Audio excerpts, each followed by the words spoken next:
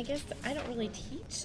I teach math and reading and writing, but I don't know if I teach like what is the purpose. I think that's just kind of given and understood. We're trying to understand this and use, translate it into. I don't know that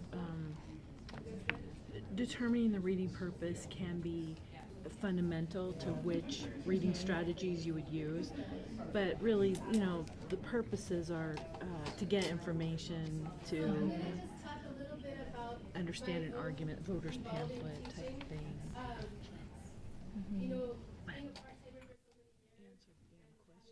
Jobs, sometimes you just rush into that classroom, you're like, okay, class, open up page 25, right? Let's go. And it makes it possible to have several jobs, right, at the same time, and having that textbook. But I know I was definitely not creating that reading purpose or helping students identify the reading purpose, teaching like that. Sometimes we have to just go straight into that textbook, but there's so many ways, and you guys are all experts. I'm sure you have lots of ways, but there's, why is the purpose so important? What is it about this purpose that's so important for our learners? You choose different strategies depending upon the outcome that you want. Exactly. Yes. And if they're not connected with that purpose, they're adults. They've got lots of responsibilities and things to do.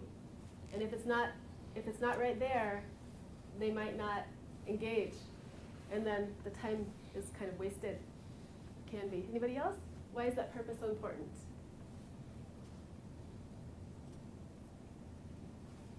Okay. Talking about my own learning, and then I just want to hear maybe just from a few of you. Personally, it was pretty easy for me to change my teaching and always have purpose in the classroom, create it somehow, or have them bring it themselves.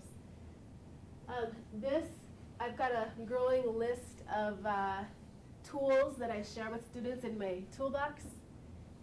It's always growing, and that's a good thing. It's never set, and it's pretty fleshed out at this point, and I know how to help students. This is the area where I personally have had a little problem. I wouldn't say problem, but helping them as part of the regular instructional day, helping them check, not me checking them, but helping them doing that self-monitoring, and then self-realization that this didn't work, or this didn't quite meet my purpose, so I'm going to adjust my strategy and choose a different tool. So that's the part where we're creating the independence, so they're not tied to us or a certain environment, a certain situation for the learning. I don't know about you guys, but that's been my issue. And these two have actually been pretty strong. I want to hear maybe just a couple of you. What did you find any holes in your own teaching or areas that you'd like to beef up a little bit, or where you're strong already? Is it okay if we just hear out real quick from the camera guys? Okay. I don't know if that's a hole in what you're doing as much as it is the anxiety that people have that they don't want to let go. They don't feel like they know it well enough to let go of you. A lot of the teaching that I do is math, and they'll ask me something, and I'll pepper them with questions. And I point out to them, ideally, you'll start to learn to ask yourself these kinds of things, because it's what I do. And they just look at me like deer in headlights, like, oh, I need you to ask these questions. I could never learn to do that on my own. But I think that's just part of the process, isn't it? Well, and that's where, especially if you go to the institutes, there's going to be a lot of talk about scaffolding. So going from that real guided, hand-holding, step-by-step, and I think some of us will drop it after. Maybe we'll do individual, we'll do some pair work, and then they're out in the world. And so we need to be doing assessments to see if how much they can do independently and how much hand-holding they still need, or not, I wouldn't say hand-holding, but the scaffolding, the support, and then the gradual releasing of the support. Casey? Well, I maintain that, as professionals, this is something we continue to do, and I don't know if emerging readers know that about us. That, sometimes I'm a good reader, and reading came very naturally to me, but there are times when I read things sure what I just read, and so can I, can I run this off of you and see if you picked up the same things that I picked up? They don't realize that you don't hit a level of good reader and then stop evolving. You, as a good reader, continue to use these tools in your own practice, and they're going to continue to use them too, and the same for math, and the same for writing, and the same for listening and speaking. That you're always, as a continual learner, going to be going through these steps in your head, sometimes very consciously, to say, why am I doing this? And do I really understand what I'm looking at? And can I take what I already know and put it together with this? How's that fit? That's very good, and especially the part about, one of the things she said right there was she wants to summarize what she just read with somebody. That's one of the tools, and I don't want to call it a checklist, but our list of benchmarks and sub-benchmarks that you'll see later on that's part of the document, that's one of the tools. It's like that saw or that hammer to summarize a reading. It's one thing, as you know, and that personally works very well for Casey. That works for me too, to be able to go and orally summarize. And so yeah, does somebody have a hand raised over here? Yeah. One, I'm thinking about two things. One is that sometimes, especially as an emerging reader, one may not know that you're not understanding because it's poorly written. And so, I mean, there's we're asking, and it ties into what I'm also thinking about in terms of monitoring, self-monitoring, which is, monitoring is an evaluation skill, which is really high in a learning task. I mean, in terms of Bloom's taxonomy, it's an upper level cognitive skill. And when you're asking people to learn something new or approach a different text, and then apply a very high level of cognitive skill to that, it's a challenge. And so, I always, in my classes, choose a fairly easy text to read compared to what they should be coming into the class at, so that we can practice new skills at a fairly easy level to begin monitoring that kind of thing. But even now, they may not know, as they're exiting the class, did I understand it, until they go to class and say, oh, yeah, the lecture matches what I understood, or no, I didn't get it. I mean, this is a challenging topic to address. Well, and again, going back to what Casey said, for our students to know that we haven't like reached the top, and it's like the end all here. It's not like that. It's like an ongoing, lifelong process where we get better and better and better. I'm sure you all share things like this with students too, but I've been teaching a highest level listening speaking class, right? It's like the college transition level, and so it's a lot of note taking for lectures and things. And I share with them that I've been more of a listening type learner. I could just memorize everything. It's just right there. But now as I get towards age 50, it's flying out of my brain all the time. So I attended my son's vector calculus class at Oregon State University one day. So not being a math person, I decided my purpose was I wanted to understand what happened in the class as much as I could, and so I could share with my son. That was my purpose. I wanted to share with my son. It wasn't to learn vector calculus, but I did want to know what he was experiencing so we could share. So again, my purpose was different from his purpose.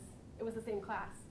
And I said, okay, what am I going to do? How am I going to be able to understand this? I think I'm going to really actively take notes. It's active listening here. Whether, and I actually, as I was taking notes, I couldn't believe it. I was understanding that lecture. And then I was able to share with him after, and I double checked, I summarized, and I was right. Okay, so wait, who hasn't shared yet? Yes. I think another issue that we need to remember and actually remind our students, especially in ESL, when you're reading with understanding, once you've chosen the purpose, they don't have to know every word, they don't have to understand everything they read. They have to, and actually in a way we're teaching to the test. We're teaching them, okay, what do you have to do for this test? All right, that's all you need to bring out of this reading. Yeah, you're So in a way, right. we are teaching to the test, but not memorize the knowledge, but the figure out how to get the answer and move on. So the same would go for that energy bar. If your purpose is to find out what the sugar content is because you pre-diabetes, that's all you need to know. So it's kind of the same thing. And I think in ESL, we do tend, when I have a reading, you do tend to get bogged down into the vocabulary and the pronunciation. And if that's not what your purpose is, you've got to keep on moving. That's good. I don't remember where I left off with people, or where. I think we're good. Are we good? Yes. So let's just look, some of the key messages about the standard itself are, oh, wait a second. Actually, before we move on, no, we'll do this first. Sorry. So these are some of the key messages, kind of the research and the philosophy, the messages underlying the standards. The focus is on application, not only what we know, but what we can do with that knowledge to carry out real purposes. And the learning standards describe a problem-solving process that integrates all of the components. So the components in the reading, it was those 5 bullets we just saw. Integrates all the components, not necessarily in sequence, and is transferable across tasks. So for example, I'll give you one example. I had a class, I asked them if they wanted to change any, they talked about eating habits. We were doing simple present tense. What do you eat every day? Da da da. I eat this, I eat that. So fixing that grammar instead of the ing all the time. And then we got into analyzing each other's food habits, and then we did pyramids and different graphs showing how it matched up with different recommendations for eating. And then, well, does anybody want to change anything about their eating habits? Oh, I want to lose weight. Oh, I have prediabetes. I had a miscarriage last month, and I want to have a healthier pregnancy. They were, not me. So a lot of people started sharing all these things that they wanted, and then this purpose was right there. So here I had like simple present tense was my purpose, that they stopped putting the ing on everything. And but they had a different purpose, which is to really talk about their eating habits and then what they wanted to change if they wanted to change anything. From there we went on to a whole reading thing where they had to choose articles, and I had a whole bunch that I prepared already if they wanted them. Choose articles about any health topic they wanted, and it had to be in their reading level that wasn't too hard, and for a certain purpose. So I had, just across the board kinds of reading things, and then they had to present. It took about 2 or 3 weeks, the whole thing, but so many things were built into it. And I want to just tell one of the people, he just wanted to talk about eating fats. He was a real large guy. He wanted to talk about eating fat because he wanted to lose weight. But as he started reading, so his purpose was to, lose weight. As he started reading, his purpose changed. And he went back and reassessed his own purpose. He wanted to zero in on trans fats only. So he did his entire presentation just on trans fats. So when it says here not necessarily in sequence, that's because it can change as we go along. And then, and then transferable across tasks. The skills that he learned when that we scaffolded in the class, he can then take, but we have to show them how they can take those skills to another realm. And that's the scaffolding part that will help the students then lose that, when you're talking about the math of the fear of not being with you, to help like that. So, and then the Oregon Learning Standards include metacognition. I heard that word a lot today. And critical thinking as part of the process. The Oregon Learning Standards emphasize the use of strategies, like tools, that are effective for the purpose. And then they also describe what skill the user or the student or the learner is doing, not what the teacher is doing. And this is key.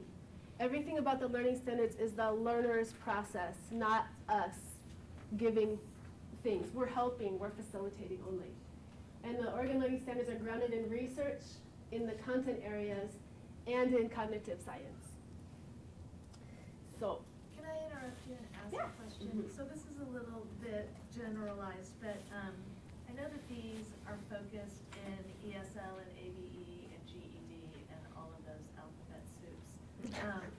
But I wonder about their application once students exit and get into college, because these are things that all of us should be doing in every class that we teach. And so where is the application for these things beyond those pre-college levels? I have a lot to say about that. Casey, do you have anything to say about that?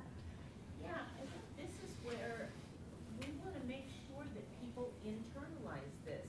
And I guess it's like learning any skill. At first, you have to be really deliberate about it, and you know, you may have students actually going through the checklists. You know, okay, what is my purpose? But that's part of internalizing it.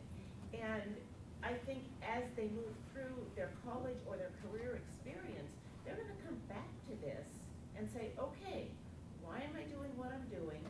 And what skills do I need to pull together to make this efficient? Like, I didn't catch your name here, but like she said, being able to hone in on the thing you need, because, I mean, in the workplace, we do this all the time, right? I need to spend my time right here because my time is short and my time is precious, and that's true with every adult on the planet. So what we hope is by the repetition of this, by the continual practice of these skills, that this becomes an internal process for students. And I think for a lot of our students, particularly if they struggled in school, learning has become a very passive thing for them. I'm gonna sit here, open head, insert knowledge. And it's all your responsibility, teacher, you know? If you do your job right, I will walk out of here a brilliant person. And they don't take credit for how much they give to their own learning.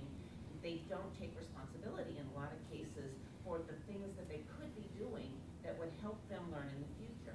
So I think, you know, if there's any message that comes out of the standards, it's that these are processes we want our students to internalize. We want them to do this automatically when they're faced with a new reading task, when they're faced with a new math task, that they go back to these standards and they go, okay, here's the things I need to do. And it becomes just natural for them. And I'm thinking especially, personally, I feel like our this is, you know, pre-credit learning standards are really, they'd be great to be used in the credit program too. I was one of the art instructors here on campus. I was telling him all about the learning standards, and he's like, wow.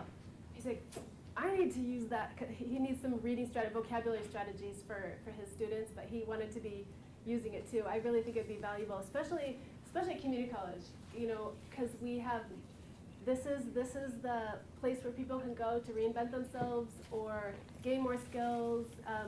You know, kids who go straight to the university may or may not be already doing a lot of these things to a pretty good level, it depends, but community college is where we really need to be helping people, and I feel like the learning standards would be good for everybody. So are there is there talk, is there is there anything going on with bringing, like, I would like to see a lot more of my colleagues who are teaching first and second year college courses coming to a thing. Is anybody doing that, or should I do it? Yeah. I'm not sure, Phyllis. I'm gonna bring in another program here, Good. if I can. Yeah, Reading it's the same, apprenticeship. it's similar. If anybody's heard of reading apprenticeship.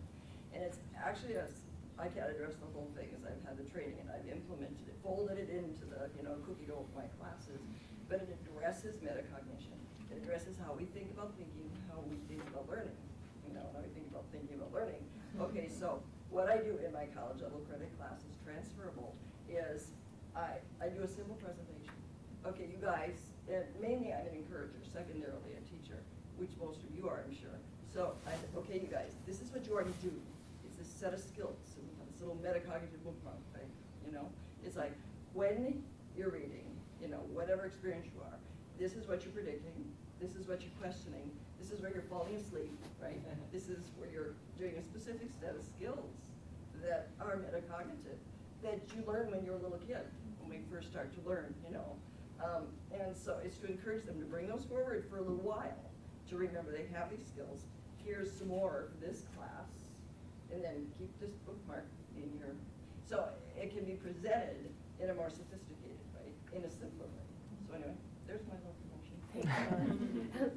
So, we have one more short activity before we have our break, but, before that, sorry, look back again at page 2 at the standard, and remember the components, and this is the brain process.